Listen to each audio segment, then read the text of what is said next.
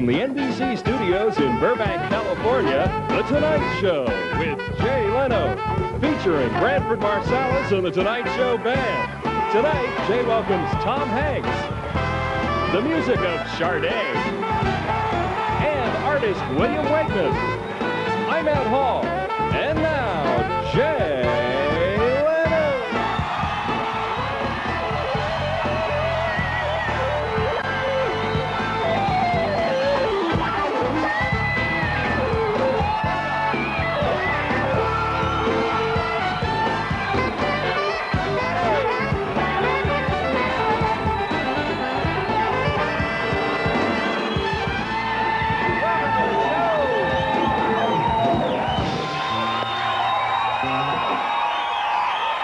Friday night.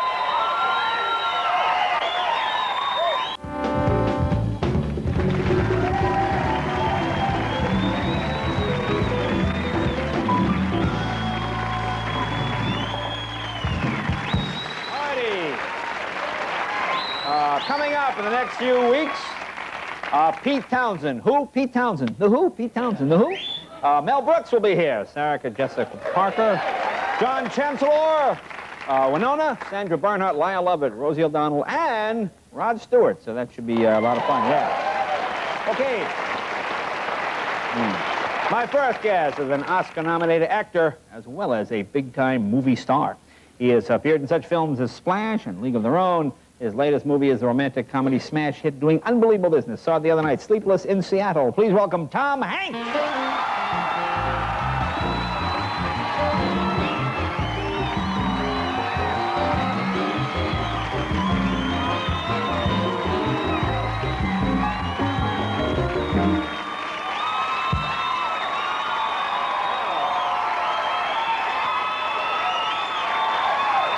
Good to see you.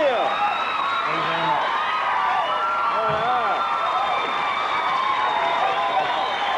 See that?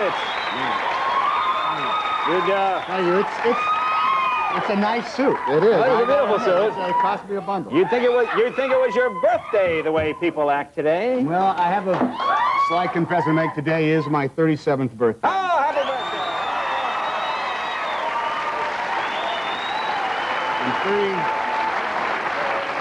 I'm 37 years old. Now, I didn't feel old until I saw today. Today is also John Tesh's birthday. I did not know John that. Tesh of John and Lisa. John and Lisa. Entertainment Tonight, John Tesh. Right. And while I was working out today, in order to keep fit and trim, as you have to do when you get to be 37 years old, I saw this factoid on one of these afternoon chat shows. All right. Actually, it was an afternoon chat show that was interviewing Montel Williams, who has his own afternoon chat show. It's very incestuous. So this is what chat shows are reduced to, interviewing hosts of other talk shows. So is Montel on tonight by any chance? A little later in the program. But anyway, the factoid said that on this date in history, July 9th, 1956, the year that I was born, Dick Clark hosted his first American Bandstand in Philadelphia, which automatically made me feel ancient for some reason. So you, John Tesh, and American Bandstand. So the three greatest gifts to all mankind occurred. But that's amazing when you think about it. I mean, when you take a factoid and you go back in history, you know, we have recorded history for 2,000 years. On your day, the only other thing they could find is Dick Clark hosting. That was it. American Bandstand. Oh, and also, I think the pencil eraser was invented. Oh, really? I did not know. That's as big. Yeah, pretty good. Yeah. Now, what were you saying about your house? Something with bees, and we were interrupted backstage. Oh, yeah, we were chatting backstage, and I was driving around in the car. I was stuck in traffic, and I get this frantic phone call from my wife. My office in my house has been infested with bees. A swarm of bees is inside my house. And it's funny because I have experience on this matter. Years ago, went back when I lived in the Valley, which was a few years ago. Right. We had a bee, I was outside, and I started to look up under the eaves of my house. There were a bunch of bees attached to the side of my house. Just a nest. Like a nest, a swarm. They stayed there for exactly. Just from a distance, yeah, it sounds like that and looks like. And so this was years ago. This was back when I think I was 29 when this happened. That's how a long time ago. And so I called an exterminator, and the exterminating company, those guys who drive up in your house like with a big cockroach on the hood of their car, a big, poison spider or something up there. They said, I said, listen, can you help me? There's a swarm of bees that has attached itself to my house. They said, oh, hey, wow, we don't do bees. No, but, well, what, I don't know what you do, but you gotta call a bee guy. You gotta call a Beeman. Call a Beeman to take care of these guys. I said, you have a huge poisonous insect on the roof of your car. You're not gonna come. So I had to look through the phone book and find, I said, where do I find a bee guy? Well, you look in the phone book under bee guys, and sure enough, there's a list.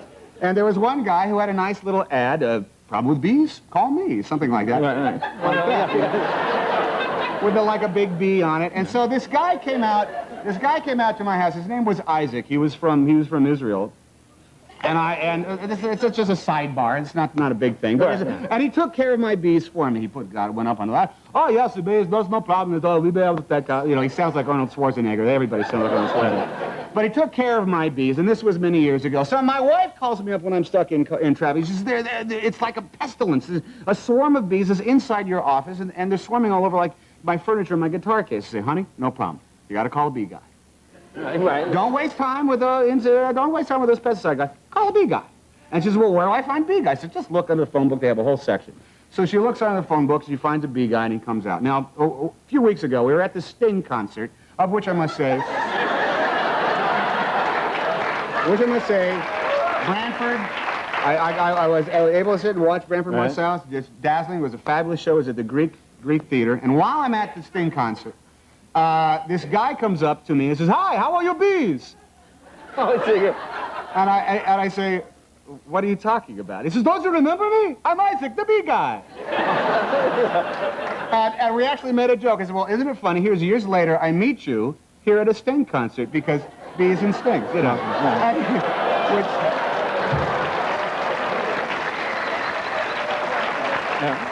I make a joke because essentially I'm a show business professional. And my wife took care of this. The bee guy came over to the house, and he's looking at photographs that I have in my office that are me, and it's obviously my house. And he says, is this Tom Hanks' house? She says, yes. Well, I'm Isaac, the bee guy. Don't you remember? The same guy? Yes, and he said to my wife, did you get stung at Sting? Did you get stung at Sting? He said it like that. And so what are the odds of having two problems with bees separated by years, and you call the same bee guy? Well, not very much, because quite frankly, there's only two in all of Los Angeles, so it was a 50-50 shot. We got Isaac the Beeman to come. This sounds like a Robert Stack Unsolved Mysteries. Well, I'm still well, that's what we used to do when we were kids. I would give friends the wild bees, what I did to you. See, one guy would hold another guy down, and then you'd go... See, that's what you do. Stop. We'll be right back. I'm allergic. I'm going to swell up.